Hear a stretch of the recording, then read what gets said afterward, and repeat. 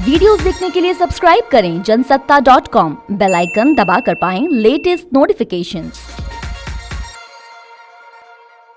नमस्कार, स्वागत है आपका जनसत्ता पर। मैं हूं आशीष और एक बार फिर से आपके सामने हाजिर हूं अब तक के कोरोना अपडेट्स के साथ। कोरोना संकट के बीच चालू वित्त वर्ष 2020-21 के लिए जून तिमाही का जीडीपी डेटा जारी कर दिया गया है। पहली तिमाही में ग्रोथ रेट में 23.9% की भारी गिरावट दर्ज की गई है। गौरतलब है कि सरकार ने कोरोना संकट को देखते हुए 25 मार्च को पूरे देश में लॉकडाउन का ऐलान किया था। इसका अर्थव्यवस्था पर अब असर दिखना शुरू हो गया है।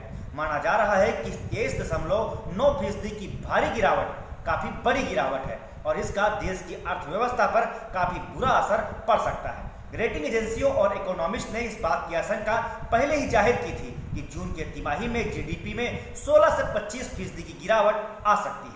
बता दें कि अगर जीडीपी के आंकड़े लगातार सुस्त होते हैं तो यह देश के लिए खतरे की घंटी साबित हो सकती है। जीडीपी कम होने की वजह से लोगों की औसत आय कम हो जाती है और लोग गरीबी रेखा के नीचे चले जाते हैं। इस बीच आपको बता दें कि देश में पिछले 24 घंटे के दौरान कोरोना के 78,512 यानी कि अब तक के सबसे ज्यादा नए मामले सामने आए। वहीं 971 मरीजों की मौत भी हुई। इसके साथ ही कोरोना मरीजों का अब कुल आंकड़ा भारत में 36,21,246 को पार कर गया है, जबकि अब तक कोरोना से मरने वालों की अगर बात करें तो यह संख्या पहुंच चुकी है 64,469 से भी ज्यादा। इस बीच उत्तर प्रदेश सरकार के एक और मंत्री के सोमवार को कोरोना वायरस से संक्रमित होने की पुष्टि हुई। वह अपने घर में होम आइसोलेशन में चले गए हैं। योगी सरकार में अल्पसंख्यक कल्याण मंत्री मोहसिन रजा कोरोना वायरस की चपेट में आ गए हैं। उन्होंने खुद ट्वीट करके कहा है कि मेरे स्टाफ में कुछ लोग कोरोना वायरस से संक्रमित हो गए थे। मुझे कोरोना के शुरुआती लक्षण दिखाई दिए तो मैंने कोरोना का टेस्ट कराया और जांच में मैं कोविड पॉजिटिव पाया गया हूँ। इसके अलावा उन्होंने यह भी कहा कि मेरे संपर्क में आए हुए लोग कोरोना की जांच करा लें। वहीं पश्चिम बंगाल में कंटेनमेंट जोन में लॉकडाउन को 30 सितंबर तक बढ़ा दिया गया है। राज्य सरकार ने कहा है कि मेट्रो सर्विस 8 सितंबर से फेज वाइज शुरू की जाएगी।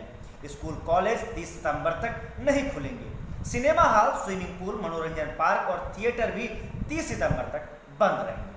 महाराष्ट्र में भी लॉकडाउन को 30 सितंबर तक बढ़ा दिया गया है। सामानों और लोगों के लिए अंतरराज्यीय यात्रा की अनुमति दी गई है।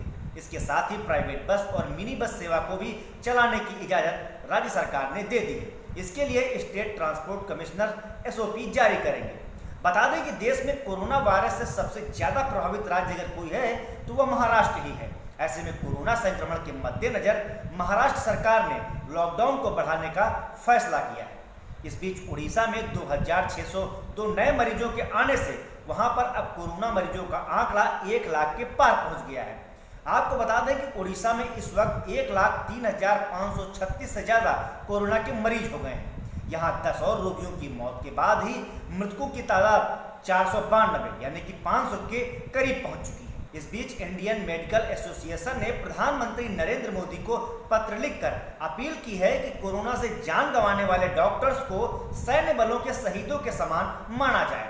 उनके परिजनों को योग्यता अनुसार नौकरी दी जाए।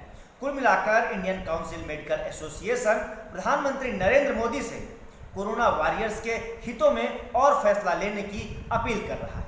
वहीं राजस्थान के मुख्यमंत्री अशोक गहलोत ने कहा है कि राज्य में कोविड-19 के गंभीर रोगियों को आवश्यकता होने पर निजी अस्पतालों में निःशुल्क उपचार मिलेगा। कोरोना के चलते इंटरनेशनल फ्लाइट्स पर लगी रोक अब 30 सितंबर तक जारी रहेगी।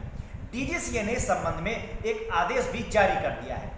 तो ये थे अब तक के कोरोना अपडेट्स जिनसे हमने आपको रूबरू करा दिया। देश दुनिया की बाकी की खबरों के लिए आप बने रहिए जनसत्ता के साथ।